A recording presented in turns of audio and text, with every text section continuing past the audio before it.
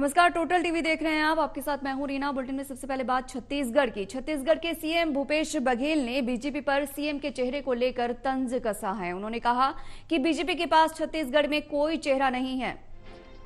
छत्तीसगढ़ में बीजेपी के कई प्रभारी बदल गए हैं। ओम माथुर को खुद की चिंता करनी चाहिए। उन्होंने डॉक्टर रमन सिंह को नेपथ्य में ढकेल दिया है।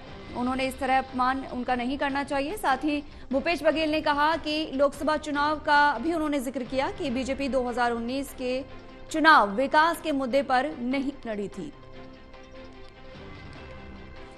2024 का चुनाव अपने कुबत पे नहीं लड़े थे।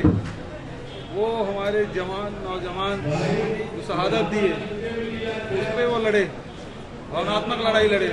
कोई नोटबंदी और जीएसटी नाम से वोट नहीं मांगे थे। इस 5 साल में कुछ किए ही नहीं है।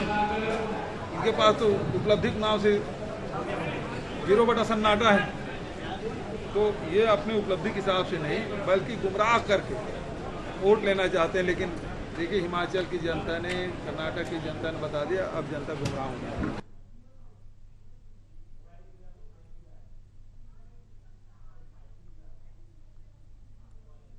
और इसी खबर पर ज्यादा जानकारी के लिए नीरज हमारे संवाददाता हमारे साथ जुड़ गए हैं। नीरज, सीएम बघेल ने बीजेपी पर तंज कसा है। इस तंज को किस तरह से लिया जाए?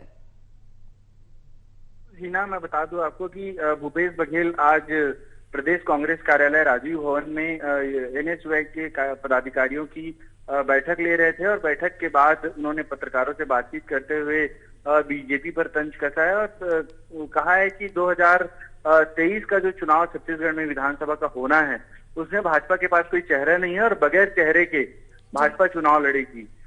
इसके साथ ही मैं एक बात और बता दूं आपको कि कल ही ओम माथुर जो बीजेपी के छत्तीसगढ़ प्रभारी हैं, उन्होंने प्रदेश के पदाधिकारियों की बैठक ली थी और बैठक में उन्होंने कहा था कि केंद्र सरकार की योजनाओं और केंद्र सरकार की उपलब्धियों को लेकर जनता के बीच जाना है, संपर्क अभियान चलाना है और इसी पर मुख्य फोकस होगा जो 2023 के अंत में छत्तीसगढ़ में होने वाले विधानसभा चुनाव और 2024 के लोकसभा चुनाव के लिए महत्वपूर्ण होगा।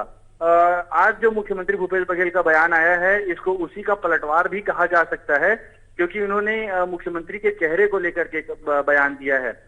इसके अलावा एक बात और बता दूं हिना आपको कि भूपेश बघेल लगातार कई बार मुख्यमंत्री के चेहरे को लेकर के और छत्तीसगढ़ में जब 15 वर्षों तक भारतीय जनता पार्टी की सरकार थी, उनके कामकाज को और उनकी योजनाओं को लेकर के लगातार बयान जो है वो देते रहते हैं और कहते हैं कि 15 साल में बीजेपी ने कुछ नहीं किया और इस 5 साल में 2018 से 2023 तक छत्तीसगढ़ में कांग्रेस की सरकार ने जो काम किया है वो पिछले 15 सालों में बीजेपी नहीं कर पाई है। जी हिना। जी नीरज, बहुत बहुत शुक्रिया आपका तमाम जानकारी के लिए। और